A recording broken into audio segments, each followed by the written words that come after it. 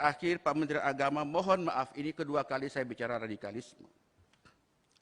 Pak Menteri Agama gagal faham.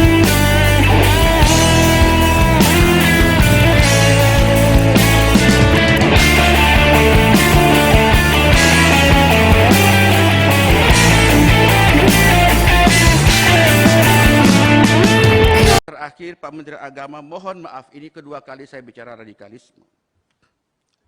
Pak Menteri Agama gagal faham mengenai fungsi-fungsi agama dan fungsi-fungsi pendidikan di Kementerian Agama di Republik kita yang tercinta ini. Tanpa ingin mengecilkan Pak Menteri Agama, tidak sama sekali. Tidak ada sifat alih tahir mengecilkan siapapun. Tetapi kita bicara soal check and balances, maka saya hanya ingin bicara. Bapak ini cocoknya jadi Menteri Pertahanan Keamanan, menjadi Menteri Menko Polhukam, ketimbang Menteri Agama. Saya mohon maaf, karena idealisme yang dibangun oleh kementerian ini tak terbawa. Saya mengistilahkan ideologi ditinggalkan, sejarah tak terbawa. Kenapa demikian? Karena pernyataan-pernyataan Kementerian Agama kontraproduktif terhadap program-program dan anggaran kita.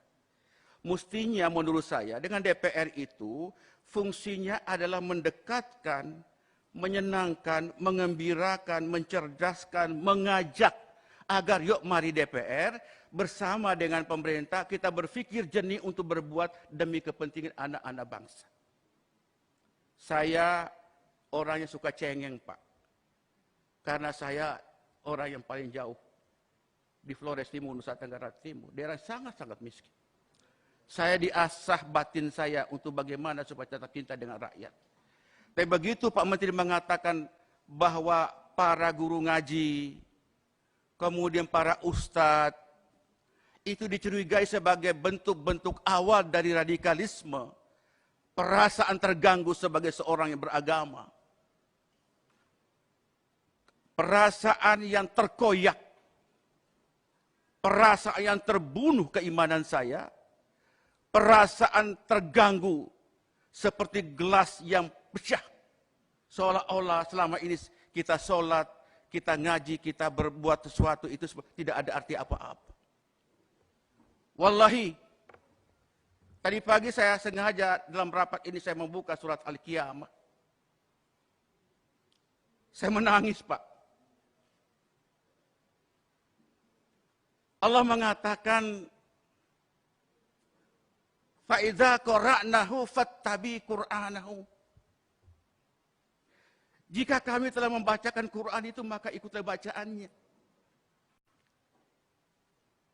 Saya membaca itu, air mata saya keluar, kemudian saya teringat Pak Menteri Agama. Kok tega menyatakan bahwa para ustadz, para guru ngaji itu adalah bagian dari bibit-bibit radikalisme. Apakah itu betul atau tidak, soal nanti Pak Menteri mengklarifikasi. Tetapi publik sudah menyatakan itu. Sampai saya bertanya, Pak Menteri Agama Islam atau bukan? Saya mohon maaf. Perasaan suuzon sebagai seorang tidak boleh sebenarnya. Tapi ada perasaan tak enak. Karena kami anggota DPR seperti mendayung di tengah dua selah karang, Pak. Karang yang pertama adalah idealisme yang kami bangun. Kami rakyat kecil, Pak. Kami ini suara yang mendukung kami orang-orang kecil. Karang yang kedua adalah kekuasaan. Antara dua selah karang itulah mempertemukan kita di forum yang terhormat ini. Nah, dengan demikian maka menurut pandangan saya, Pak Menteri Agama, sekali lagi saya mengajak, berhentilah berkata radikalisme. Berhenti berkata radikalisme. Islam yang kita pahami ini Islam yang rahmatan lil alamin, dibangun oleh baginda Nabi Muhammad SAW, penuh dengan kasih sayang. Penuh dengan kasih sayang. Tidak ada kebencian. Kalau Menteri Agama sudah memandang umatnya, memandang rakyat penuh dengan kebencian, berhenti dari Menteri Agama Republik Indonesia. Hari-hari kami, Pak, berhadapan dengan rakyat kecil.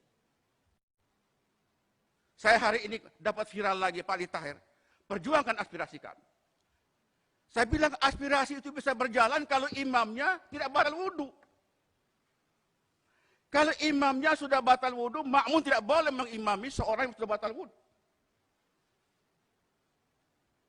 Referensi-referensi radikalisme itu kan referensi orang luar terhadap umat Islam, mau Islamofobia, menghardik umat Islam, dan tolong lihat ini Islam dalam konteks global, bukan dalam konteks Indonesia semata.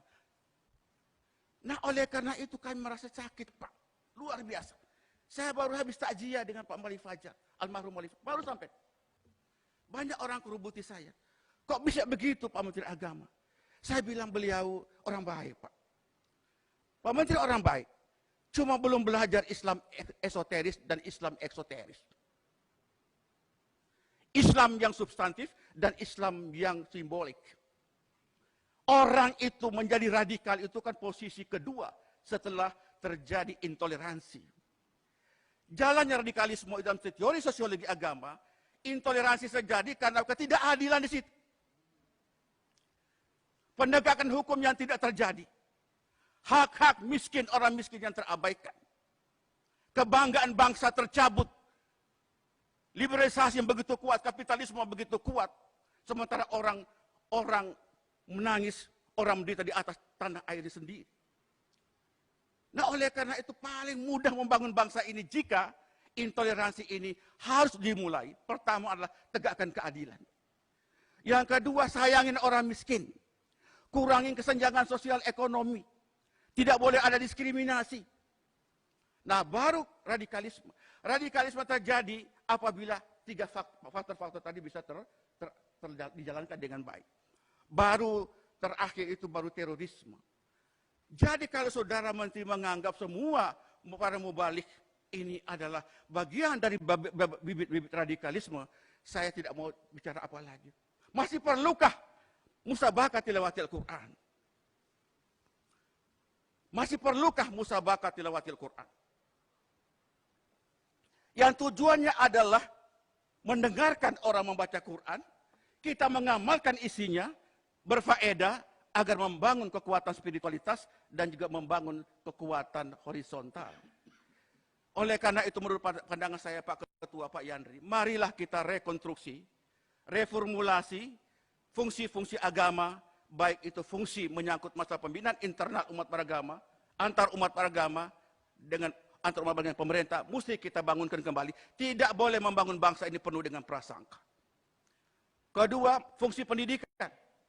Fungsi pendidikan, Anda bicara fungsi lebih berarti dibicarakan soal radikalisme, yakinlah itu. Anda sangat berharga kalau bicara